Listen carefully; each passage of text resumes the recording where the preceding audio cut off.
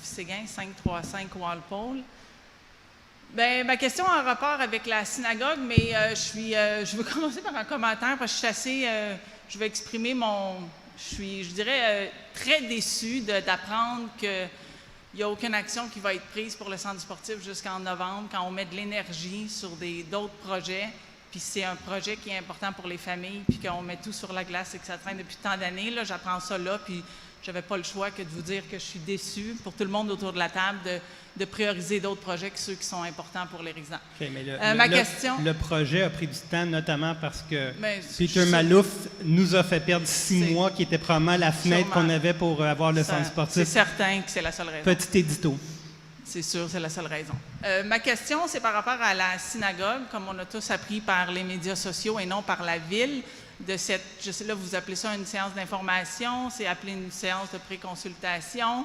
Je veux savoir, est-ce que vous pensez que c'est dans l'intérêt des résidents de restreindre et de s'en tenir toujours au minimum pour l'information aux résidents? Ça, c'est ma première question. Est-ce que vous pensez que c'est dans l'intérêt dans un projet comme ça qui implique des impacts sur la sécurité et la densité de ce secteur-là, qui est déjà très occupé? As-tu une autre question? Je réponds. Oui, mais je vais te laisser répondre à celle-là. Premièrement, ce n'est pas une consultation, ce n'est pas non plus une pré-consultation, c'est une soirée d'information. Tout le monde est invité. Donc, je pense que ce qu'il faut, c'est amorcer un dialogue avec nos résidents sur l'avenir de ce terrain-là. C'était une synagogue. Ça ne le sera plus. Clairement, la communauté juive a décidé de déménager ailleurs. Il faut faire de quoi? On ne laissera pas un édifice abandonné. Et il y a quelqu'un qui a décidé de l'acheter et qui a proposé à la ville un projet. Nous, on trouve le projet intéressant. Est-ce qu'il est parfait? Je ne le sais pas.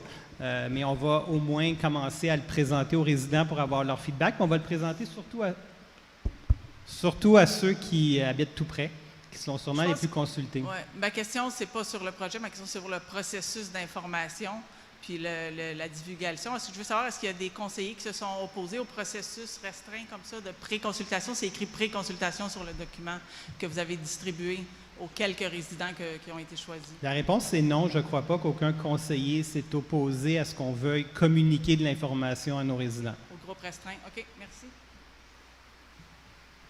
Oui, il y en a une. Donc, période de questions.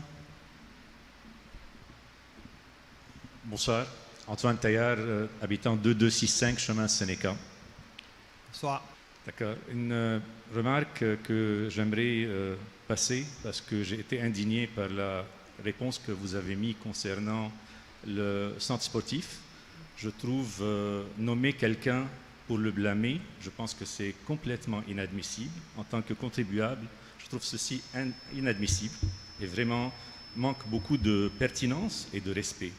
Mais je pense que le changement est très important, c'est pour ça que nous sommes ravis d'avoir les élections bientôt. Mais je pense que ça a été entièrement mal placé de blâmer une situation défaitiste sur quelqu'un. Mais moi, ce que je vois, c'est qu'il y a une équipe, il y a 2 équipes présentement. Il y en a une qui, tout ce qu'elle fait, c'est qu'elle vomit sur l'administration en place. Et il n'y a pas juste le chef de ce parti-là, il y a vous aussi. Alors, j'ai le droit de me permettre de remettre les pendules à l'heure. Je trouve que vos mots sont très mal placés. Vomir, ce n'est pas un mot qu'un contribuable apprécie d'un élu qui le représente. Je ne pense pas que ça nous représente, ce genre de paroles qui sont très mal placées. Okay, je vous entends, mais je trouve que c'est des paroles appropriées quand même. Mais ça parle de vous-même, ça ne parle pas d'autre chose. Merci, bonne chance.